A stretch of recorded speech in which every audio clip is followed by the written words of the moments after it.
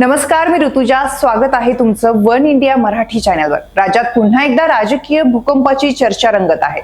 नुकतेच वंचित बहुजन आघाडीने केलेल्या खळबळजनक दाव्याने राजकारणात मोठी उलथापालथ घडली आहे. महाराष्ट्राचे उपमुख्यमंत्री देवेंद्र फडणवीस आणि शिवसेना पक्षप्रमुख उद्धव ठाकरे यांची कथित गुप्त भेट आणि या भेटीमागचं राजकारण यावर आज आपण सखोल चर्चा करणार आहोत.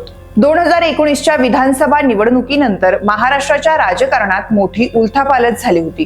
भाजप शिवसेनेच्या युतीत मतभेद निर्माण झाले आणि उद्धव ठाकरे यांनी काँग्रेस राष्ट्रवादी सोबत हात मिळवणी करत मुख्यमंत्री पदाची सूत्रे हाती घेतली.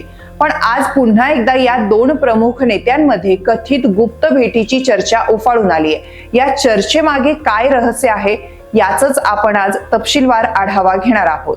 वंचित बहुजन आघाडीचे प्रवक्ते सिद्धार्थ मोकळे यांनी केलेल्या दाव्यानुसार 5 ऑगस्टला रात्री 12 वाजता देवेंद्र फडणवीस मातोश्रीवर गेले होते. तिथे उद्धव ठाकरे आणि त्यांच्यात तब्बल 2 तास चर्चा झाली. विशेष म्हणजे फडणवीस स्वतःच गाडी चालवत मातोश्रीवर गेले होते. ही भेट पूर्णपणे गुप्त ठेवण्यात आली आहे. त्यानंतर उद्धव ठाकरे 6 ऑगस्टला दिल्लीला रवाना झाले, ज्यामुळे या भेटीच्या पार्श्वभूमीवर अनेक तर्कवितर्क लावण्यात येत आहेत.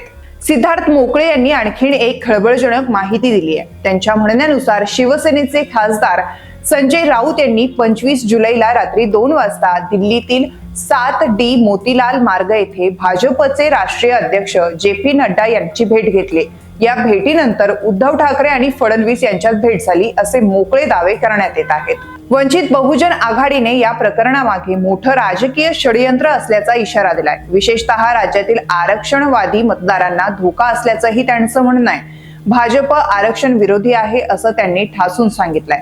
पण जर उद्धव ठाकरे पुन्हा भाजप सोबत जवळीक साधण्याच्या तयारीत असतील तर आरक्षणवादी मतदारांची फसवणूक होऊ शकते असा दावा आघाडीने केलाय. या सर्व घडामोडींनी राज्यात चर्चांना उधाण आलंय. ठाकरे फडणवीस यांच्यातील भेटीमागे काय चाललंय, उद्धव ठाकरे दिल्लीत नेमकं कुणाला भेटले हे अजूनही गूढ आहे. या चर्चेमुळे आगामी निवडणुकांमध्ये कोणती नवी समीकरणं निर्माण होऊ शकतात यावर सर्वांचं लक्ष लागलंय. महाराष्ट्राच्या राजकारणात कायमच चढ उतार राहिलेत. 2019च्या निवडणुकीनंतर शिवसेना आणि भाजपच्या मार्गांनी वेगवेगळ्या दिशा घेतल्यात. मात्र आता पुन्हा एकदा या दोन पक्षांमध्ये कोणतं नवीन समीकरण उभं राहतंय का यावर सर्वांचं लक्ष लागलंय. आपण या प्रकरणातील पुढील घडामोडींवर लक्ष ठेवणार आहोत.